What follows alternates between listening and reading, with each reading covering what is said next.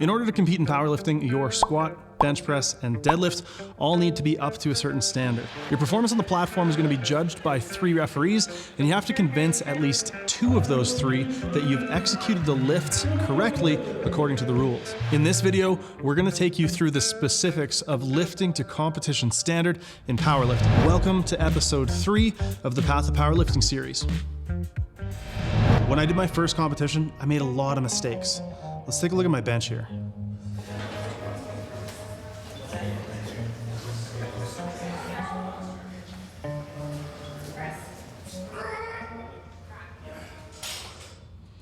Now, in case you missed it, not only did I try to start bringing the bar down before I got the start command from the head referee, but I was also using a false grip, which is not allowed. Wait a second. Is that world champion and bench press world record holder Reyes Stin on my side referee there? And is that Ryan Stin giving me a handoff?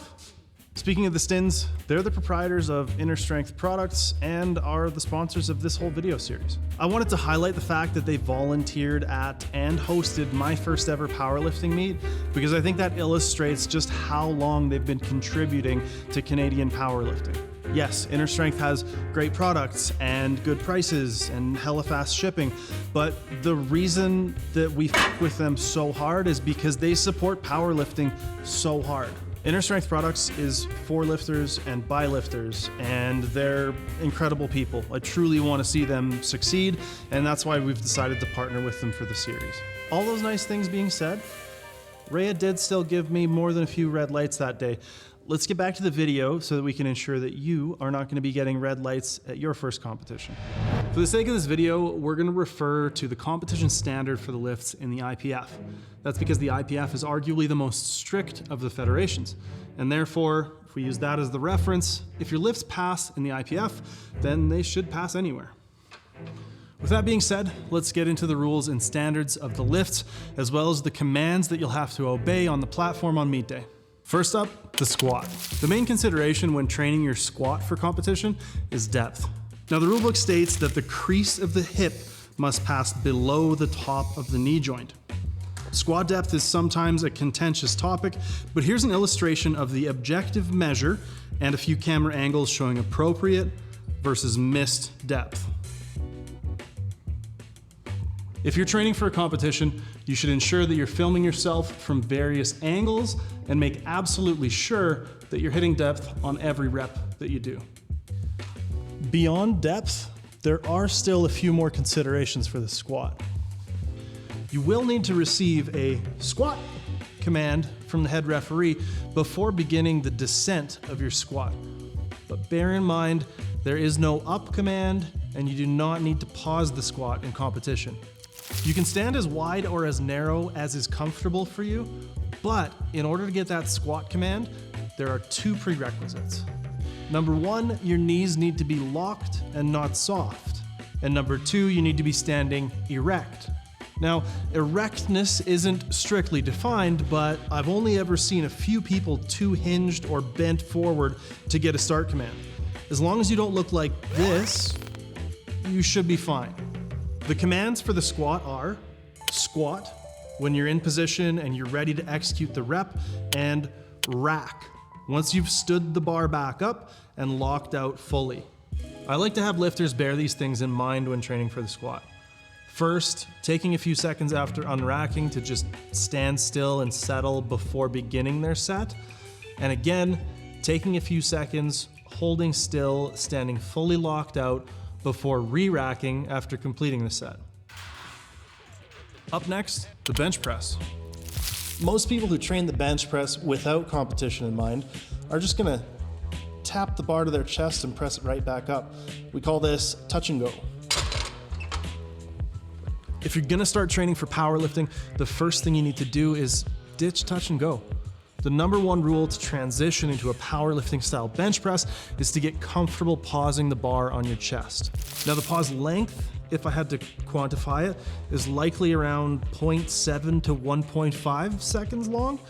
The rulebook states that the bar must be motionless on the chest, but depending on the judge or referee who's making the call, your pause may be slightly longer or shorter. When we pause, however, we have to make sure that we don't dip after the pause. If you pause the bar on your chest and then dip the bar before pressing, that's called heaving and is an infraction. You can sink the bar into your chest as much as you'd like before the pause, but you can't sink after the pause. Something else to consider is your bench grip. Now you can grip the bar as narrow as you'd like or as is comfortable, but there is a limit to how wide you can grip on the bar.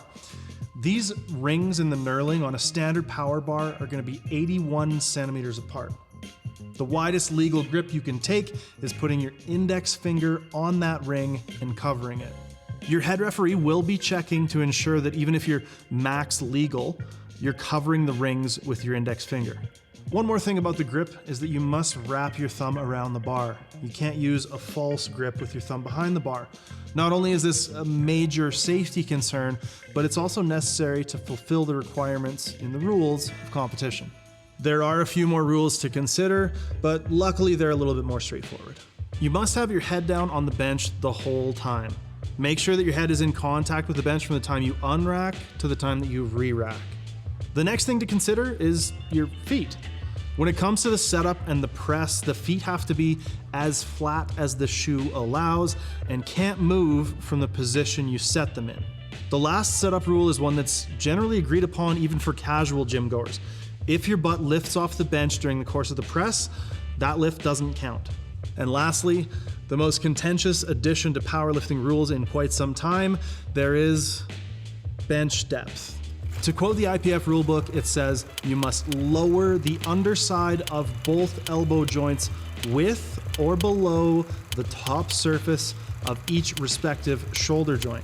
This rule is new, and as a result, the judging can be inconsistent.